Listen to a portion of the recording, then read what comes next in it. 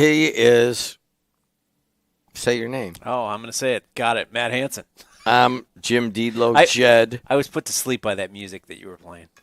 We have to play copyright-free music to go on YouTube.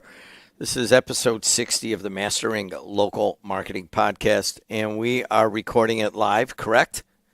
On WJOB AM 1230 and 104.7 FM, and also on YouTube, WJOB 1230, and we are doing it from the Jed TV studios on the campus of Purdue Northwest in Hammond, Indiana. We're actually recording on July 24th. And if you want to call in, if you're here driving around here within earshot or watching online, you could call us at 219-845-1100. Now, we've done a lot of podcast episodes, and the deal with this podcast and about 7 or 8 other ones that I do is that you bring in the topic and the outline, and then I've been interviewing people for 40 years. I just ask questions, and then we go, and you're the expert, right? That's what you keep telling me. So after 60 episodes, I get to lead one, and I don't have an outline because I never outline anything for my show or anything else. But I do want to show how you can apply some of the things that you learn here on the Mastering Local Marketing Podcast, which you can get on Apple, Spotify, wherever you get your podcasts. Now, you brought this up in the first episode, Okay. and we have hit it many times. It's a funnel. To get to clients, you got a 3-step process, and you got an awareness at the top of the funnel. That can be 1 day or 1 year, but you have in the middle, then you have consideration, and then you have client at the bottom of the funnel or close. It's a 3-step process. Now, to give a little background, we're going to talk about how I have applied 2 major concepts that I really wasn't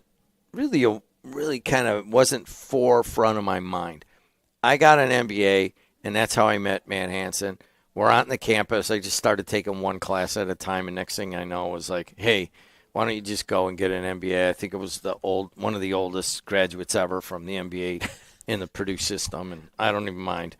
But one of the cool things, I met Matt Hansen in this thing. So I have a couple of radio stations and a little podcast network and that kind of thing. But a few years ago, we said, why don't we start putting the high school and local college games that we already do on radio? Why don't we just start broadcasting them? Well, we did that for a couple of years. We did it on Facebook. And then eventually the government gave us some money. And they said, you got to keep your people working. So I said, well, let's just put it in and let's build our own streaming video network and put all these local shows on. And I thought that's what it was for. Well, it turns out that there is a massive appetite to stream local high school and local college sports. And it has grown. I think now we have 24 schools where we do all their games and we stream all of them. And we've got a lot of other schools that want to be part of it, a lot of businesses. It is a huge growing business. But I had a problem.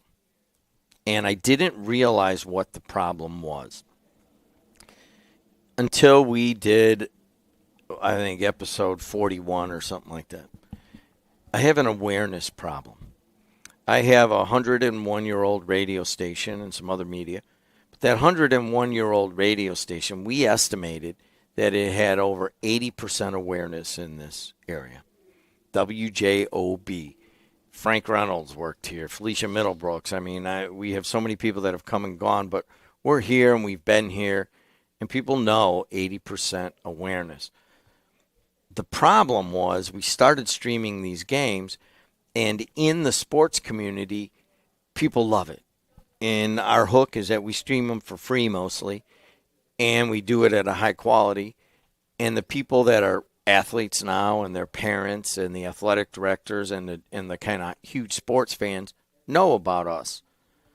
But we haven't been able to expand past that. So we figured that we had 80% plus awareness on the radio station and less than 5% awareness, or around 5%, on Jed TV Sports Network. Doesn't surprise me. It doesn't. No. But I applied the concept because you keep coming back to awareness, awareness, awareness on the funnel. And I just want to show the small and medium business that you can apply these concepts to your own business. So we said, we've got to do something because ultimately we're serving the high school student athlete. We're putting them on TV. They love it. This whole thing is growing. We're getting some big clients, big names that we would never have gotten on radio. And I'm getting a little bit of investment here and there. So we're like, man, it's not matching up. We have to do something for our awareness. So I don't know, we got 40,000 followers on Facebook, and that's not too bad. We do a game, a big game, and we'll get a couple thousand watch hours. That's pretty cool, and it's on our network, and all of our advertisers are pretty happy with what we're doing. But last year, or even in the spring of this year of 2025, if you're listening, we're recording on July 24th of 2025.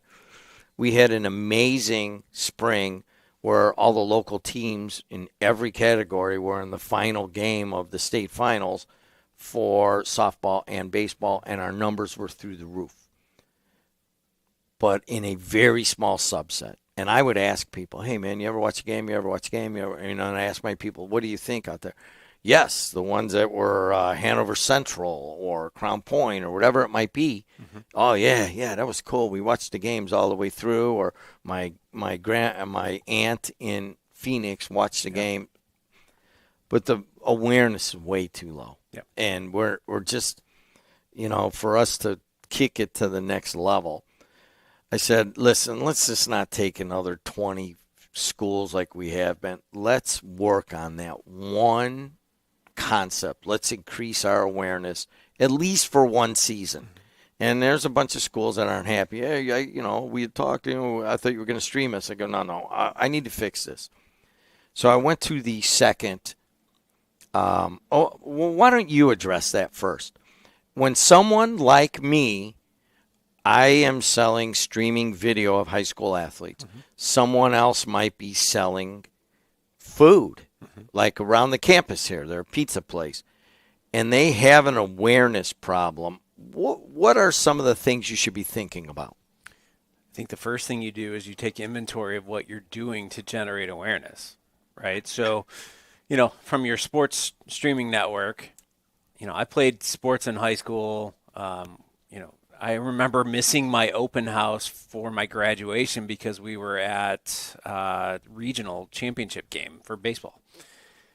They listened to it on the radio at that point, right? So probably on my radio station. Probably, yeah, right? So I mean, it goes back some years, but you take ownership, you take inventory of what you're currently doing to generate awareness. And if you are not doing anything, that's a finger pointing right back at you, right? So every time you have a conversation with somebody externally outside of the radio station, outside of your streaming service, right? Outside of you have a restaurant, ask them, do you know about us? If they don't, spread the love, right? Like, let people know who you are. And most people just assume everybody knows who they are. And honestly, I've lived in this area my entire life, and there are companies that I hear about, and I have no clue who they are, right? You'll say to me, do you know, David, whatever, if he works at this company or he owns this company? I'll go, I have no idea who that is.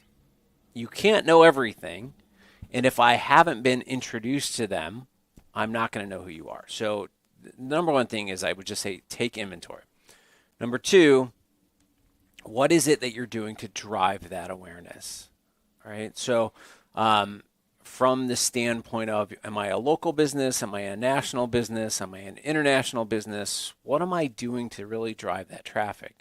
The third thing is, before you go out and do that, you really have to understand who that market is, right? So if going back to sports streaming, somebody, let's say my wife who's 50 years old doesn't watch sports, doesn't have kids in sports, that's not your audience, right? So your audience is the the travel baseball, the travel soccer, those types of parents. But you also have, as you said, the aunt in Phoenix that wants to see the game of her nephew playing in the state championship or something like that, right? So the question then becomes, how do I partner with those 23, 24 schools that you're currently talking to? How do I partner with them to get their parents and their students to understand that you're streaming the games? How do you make it flawless for them to share that information with friends and family? You know Right? what? I got to write that down. So, We have not concentrated on that part, right? but go ahead. But you have to understand who are our avatars that we want to go out there and target. And then how do we make it so easy that mom, dad, the athlete, the school, the aunts, whoever can share that content with others, right? So you almost get this virality effect because they're like, oh, I didn't know I could watch, Matt playing this game. I'm going to spread that out to the friends and family and say, they're playing this game. Now, I played baseball, right, for years. I played high school ball, and my mom worked an hour and a half sometimes away from some of the ball games, right? And she would drive all the way from Whiting to North Newton. I mean, that's it's a good hour plus drive, after work. If you're in another area, that's from Yeah. Lake Michigan to past the Kankakee River, which is a long way away. It's a long ways, Yeah. right? So we'd play a 7-inning game, and she'd show up in the last inning. And if it was something that you could watch on TV, watch on your computer, it's a lot easier than making that trek just to see a few outs, right? So parents are passionate about sports, but there's like this subset that you have to understand who they are. So, even though we live in an area that has roughly 850,000 people in it, you're not talking about that entire, right? So again, the state championships that went through, I found myself watching games because I was like, oh, they're in the state championship. This will be cool. Let me watch a few innings or whatever. A coworker of mine at Purdue, his nephew was playing out in Fort Wayne, and he was kind of going through. So I was checking up on how their games were going. They ended up going against Valparaiso at one point. But I found myself, just because of talking with you and understanding what was going on and talking with him, I found myself watching games that I wouldn't necessarily actively go out and search for. That's the audience that we're not getting. Yeah. So I think it took me a little bit to kind of understand I can watch it, 1. 2, now I have to find out when the game is. 3, I have to find out where I have to go to watch the game. And, we've got a hockey team at the university, and when they make the playoffs, when they go into the tournament, you go to this website and you have to pay for it. And that's not us. No, it's not you guys. Just so everybody knows, in the past years, we have been basically a hired production team, and PNW sells that through another vendor. Right. Yeah. But with that, it's frustrating to me because I want to watch the game because, the kids are in my classes, and I love our hockey team. They're great, like great kids. But you can only watch like 2 minutes of the game, and then you have to refresh, and otherwise you pay, I think it's $20. It's like $20. Yeah. I'm not paying $20 for a game. So anyway, it's interesting because there is this subset, and there's all these different avatars that you have to look at. You may be generating awareness with the athletes right now, but now you've got to go farther down, right? You got to. The guy down the street, in my street, and I own Jed TV Sports Network, are massive sports fans. One guy's a Packers fan, but he loves local sports and so forth, and he wears his Packers jersey and puts his flag out when they're playing, and if they win, he puts it higher and all this stuff. Yeah. And he will watch any sports. And I'm like, hey, man, you ever watch any of the local high school? We stream Munster High School. They're sport. What do you mean you stream them?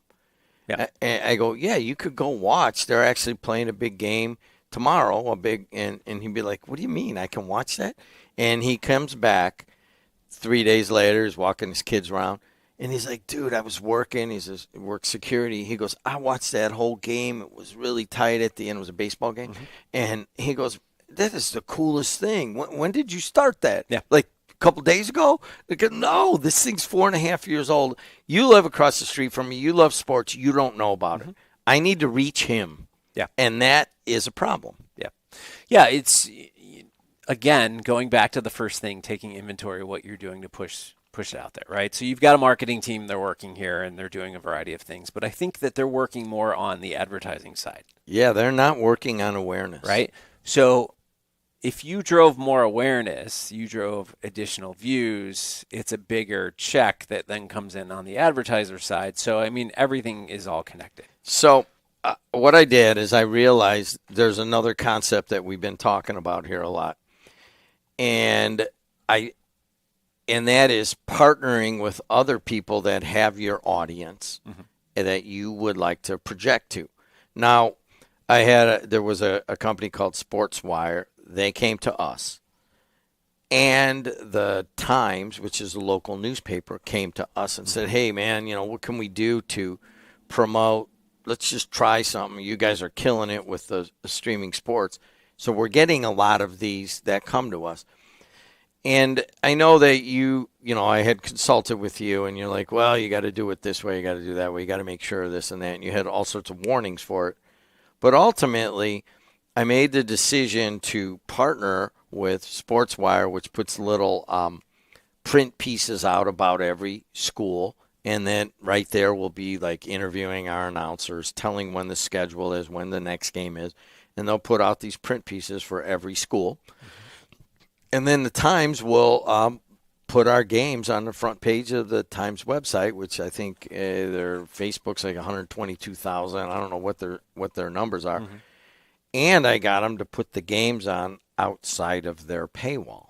Oh, nice. So they will also be involved in providing awareness for us. Now, lastly, I think this is the part you were wary of. Is, they're also going to be selling this specific conference, and they'll have a section of what we do.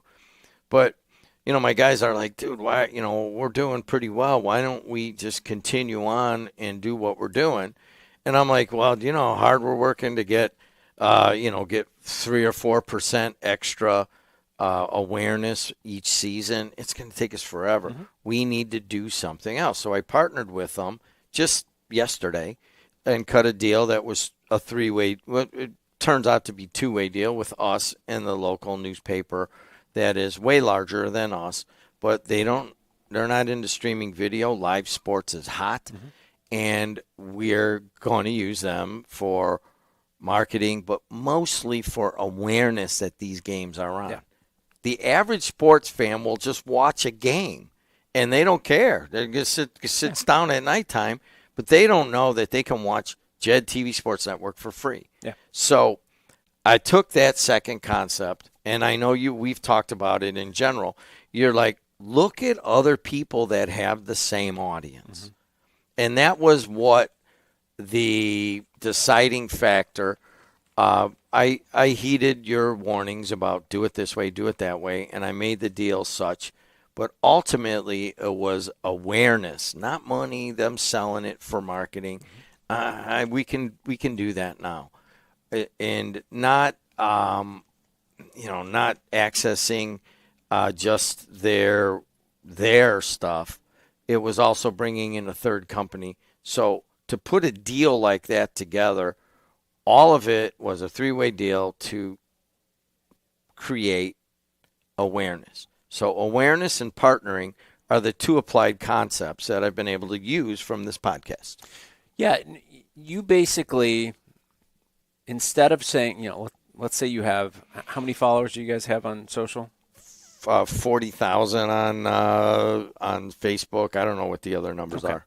So let's just take the 40,000, and let's assume that only a percentage of those 40,000 are actually looking at content, which is normal, right? So only a certain percentage are engaging and all this other stuff, right? So what you've done is if the Times have 120,000, you have 40,000, you've literally just tripled your awareness by just doing one single partnership. So, and to put it into most simple terms, you have a building and you put 40,000, you invite 40,000 people to a party, and let's say that 5,000 people show up every single week to your party. You partner with the Times, they have 120,000, right? Now 15,000 of their followers are showing up every single week. So now you have this, and I realize you're going to have some crossover, but roughly you'd have 15 to 20,000 people at your party at this point instead of just the 5. So it's that one simple deal has tripled your awareness, right? Should, in theory. And you've got a new distribution stream for the games that they're promoting. And all it was an agreement between two companies, right? We talk about partnerships a lot on this podcast, and I think that's what we're saying here is you've got the awareness side, but you also got the partnership side that you two are working together. They have certain value that they're looking for that you own, and they have certain value that you're looking for from them, and now the two of you have come together and your awareness is going up simply because of that conversation that you're having. Now, I will say that in doing a partnership, especially it's us and the Times and the other print piece, those are difficult. Yeah. It was a lot of going back and forth and negotiating, and quite frankly, I brought it to Matt and like, well, what do you think? And he's like, well, be wary of this. I mean, it's just a test. It's a one-season test, and they're going to sell it, and they're going to help us distribute it. And basically, we're kind of relegated to what we do best, which is actually streaming the games and aggregating the affiliate schools and then serving that up. And I would not have done that without sitting through these podcasts. I'm serious. Well, that's good. Your simple concept of look for those that have the audience you want, not necessarily the audience you have. There's crossover, and we have all the parents, and we have all the athletes that go home and watch the game. We have all the referees. A big number of our on-demand is referees watching the other guy, or the person comes home and watches. I wonder if I missed that. I wonder if I missed that, and they'll be on that for 3 hours, going back and forth through the whole game. I mean, that's just one example. We're okay in that niche. All the athletic directors are going to watch their games and everybody else's games, and coaches, that kind of thing. But the average dude that's a Packers fan, and his wife's a very big Packers fan, they're not going to watch the local unless I get to them. Yeah. Yeah. Again, the conversations that you and I have had about, I walk in and you guys are talking about, oh, did you guys see the Munster game the other day? Or did you see the Andrean game? And it starts to, I'm going, these games sound like they're pretty good, right? And honestly, going back and watching high school sports, if you were an athlete, is exciting because you remember those days. You remember, it kind of pulls on the heartstrings a little bit that you wish you were back doing it. But yeah, I mean, there's opportunity there. And I've had a couple different companies that I've worked with or friends that I have known through the years that have worked in this space and trying to find something that works. And it sounds like this is working. So, I mean, again, continue with the generating the awareness, continue with the partnerships and finding the audiences. But, the Packers fan, he's gonna, he just needs to know about it. I mean, he's probably not going to watch every game, but if you're sitting at home and you're flipping through the channels and there's nothing on worth watching, and there's a high school game on that's maybe your kid goes to a certain high school, all right, maybe I'll check that out, right? So, like I think where we are today is there's this diversity of sports that is happening right now, right? So, we're seeing the WNBA has kind of been getting really, really hot lately. You flip on TV and you'll start to see different types of sports at this point, right? You're seeing a lot of lacrosse. Our school, we just launched a women's hockey team, right? So, like, there's all of these different things that women's girls flag football in high school and Right. boys volleyball are rising faster than any of the other sports. Right. So, I mean, there's all this. I think everyone is looking for something different. And, whether you're streaming a baseball game, a football game, or you're taking it down to, something like lacrosse, I think people are interested in seeing these types of things. I mean, just because it's a high school game doesn't mean that it's not really good drama. I mean, you get some really fun. They're not professionals, so I mean, we go back. You'll see things in a high school game that you won't see in the pros, right? Like we used to have all these trick plays that we would run. We'd have a walk like a walk-off steal, and I was not a fast guy. So I would literally just start walking towards second base, and they'd freak out about it, right? And we'd do all these like different goofy things. I'd walk towards second, and the guy would go home from third, right? So we had these trick plays, and like you don't see that stuff in the pros. You see it a little bit in college, but like you just never know what's going to happen. I mean, they're not Gold Glove winners. They're going to make errors. I mean, the drama builds. They're kids, so. I don't know. You've got a really interesting product, but again, going back to the principles that we talk about on here, it's about awareness. You've got to continue. And, these guys are back there working on the advertising side. I mean, you probably should start taking inventory on the awareness and say, all right, how do we generate more? What else can we do? There it is. Awareness and partnerships applied from the JED TV Sports Network. Thank you. This is episode 60. Please tell your friends and to like us and become followers, especially if you're into the local marketing game. You could be anywhere. The principles are the same. Thanks a lot, Matt. Thank you. Until next time, we'll see you later.